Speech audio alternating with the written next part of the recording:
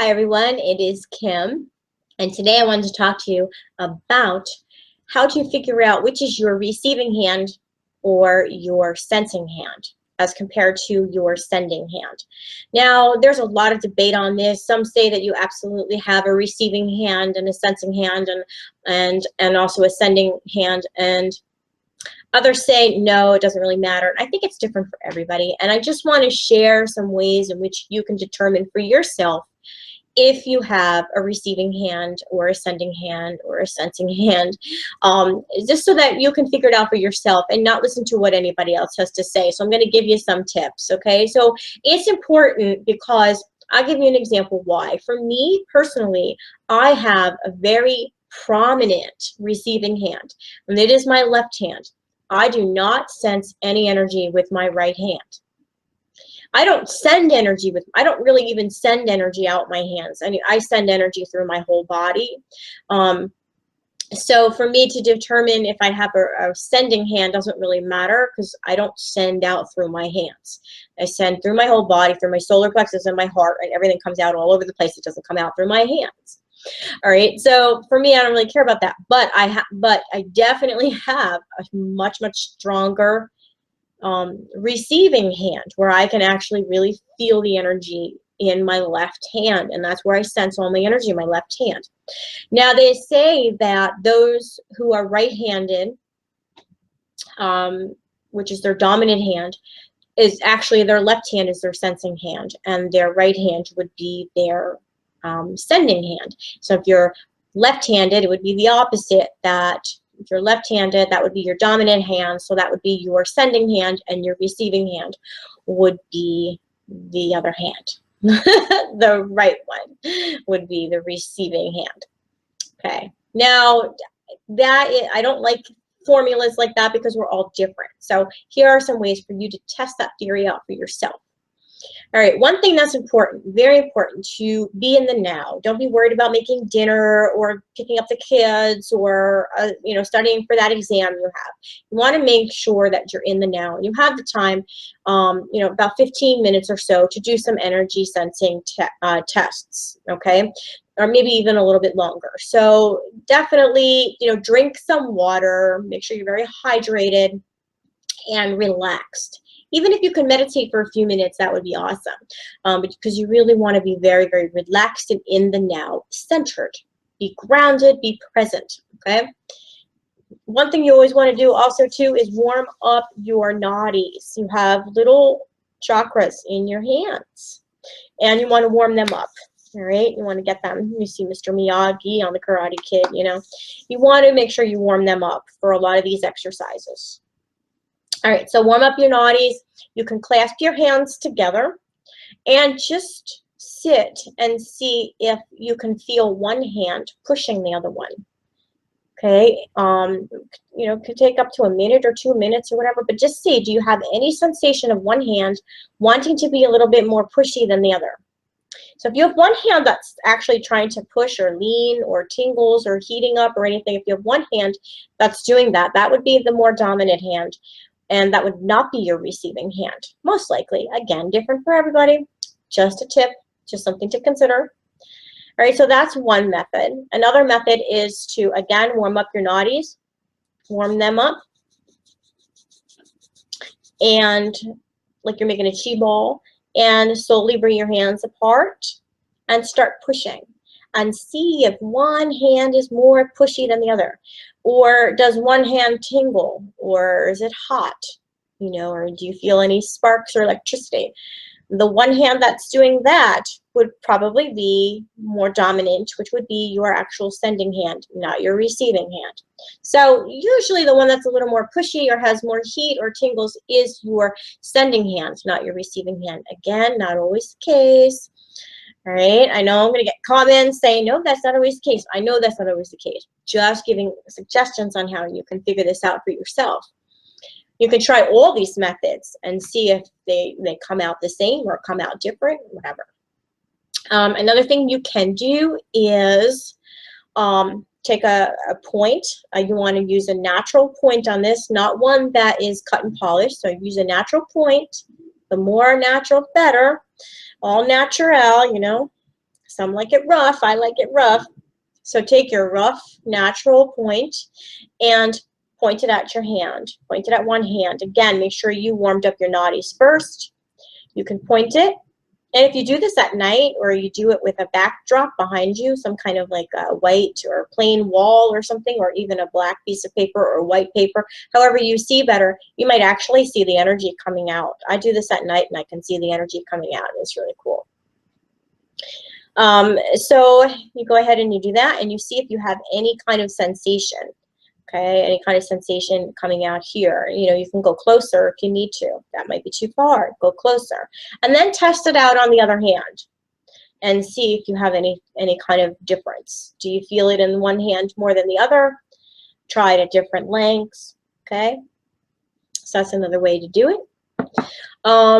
You can also during your meditation, while you're meditating, you can take a crystal. Again, I'm just using this one. Clear quartz is a good one because it does amplify your energy. So actually, this is a really good one to use because it'll amplify your own energy as well and make you more heightened to sensing the energies. Because remember, we're talking very subtle energy.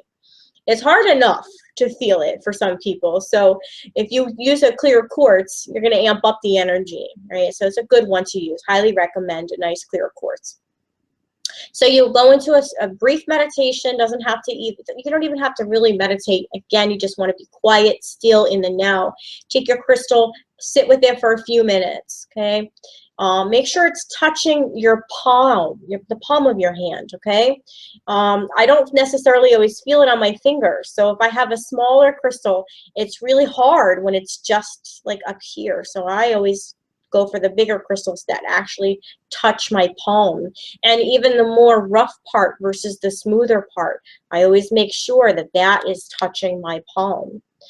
And because you can tend to sense more, you can sense the energy better on a rough crystal. Not everybody. For me, I can. It works better for me. I share that little tip with you. And I have a video about, actually, I'll put a link below where there's a test with millivolts that shows that the crystal actually has more energy on the rough part than it does on this part. I shouldn't say more energy, but just that it gives a higher reading, a higher voltage. And so that could be why I tend to feel it more on the roughed up part than I do on the smooth part. So I'll put a link below so you can see that video as well. And if I forget to add the links, please let me know because sometimes I forget. So go ahead and meditate or just sit quiet for a few minutes with the crystal in one hand. Then after a few minutes, switch hands, try it the other hand. See which one you tend to feel more with, okay? Give them equal time, too. You're going to do 2 minutes in one hand, do 2 minutes in the other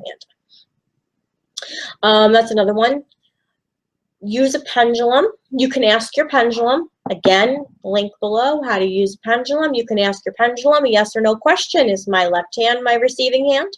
Yes or no. Is my right hand my receiving hand? Yes or no. So you can use your pendulum. You can also go into meditative state and ask the question and ask to be shown. You can go sleep with that question and ask to be shown. Again, try rough crystals, ones that are bigger even too, might have more sense, you might feel it more. And I think that's about it. Layer up your energies. So because we're working with subtle energies, you want to have more energies. So go ahead and, like I said, use the clear quartz. If you're not using clear quartz, let's say you're using a citrine or a lepidolite, which are fine, you can use those too. You can use really any crystal to try this experiments. But if you have a clear quartz, I would then again use that so that it amps up the energy of the other crystals.